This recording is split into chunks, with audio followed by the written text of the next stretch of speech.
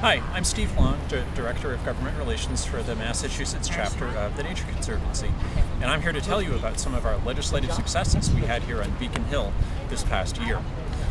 It was really amazing how the conservation community, the administration, and the legislature all came together for a huge and wide range of environmental successes, and I just want to give you a sense of some of those. One of those successes is the Environmental Bond Bill, which provides $1.6 billion, that's billion with a B, dollars for conservation programs. It provides money for capital projects like ocean and marine restoration and about $50 million a year for land acquisition. Another bill that we worked on was the Global Warming Solutions Act. That's a fancy way of saying reducing climate change emissions and reducing climate change impacts. And we were really key in focusing on climate change adaptation, which is a clunky term, but it basically means planning for the inevitable, planning for the climate change impacts that are going to come whether we reduce emissions or not. Another bill that we worked on was the energy bill. And the energy bill is all about promoting renewables and energy efficiency.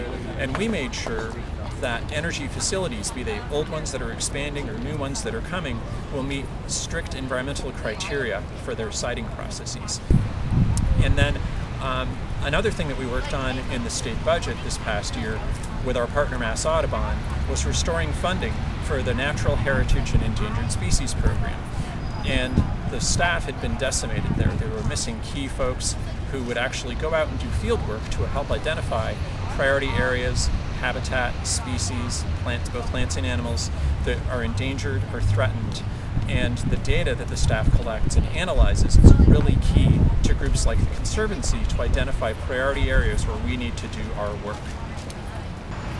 Another bill in which the Conservancy played a part was the Oceans Bill. That requires the state to come up with a comprehensive ocean management plan. And that's important because Massachusetts is the Saudi Arabia of wind power off the coast. And it's also important because there's been a lot of coastal development over the years, and the plan will address a lot of these issues. So I guess what I'd like to say to Conservancy members is thanks for keeping on top of this stuff. Thanks for being involved, and you really made a difference in contacting legislators.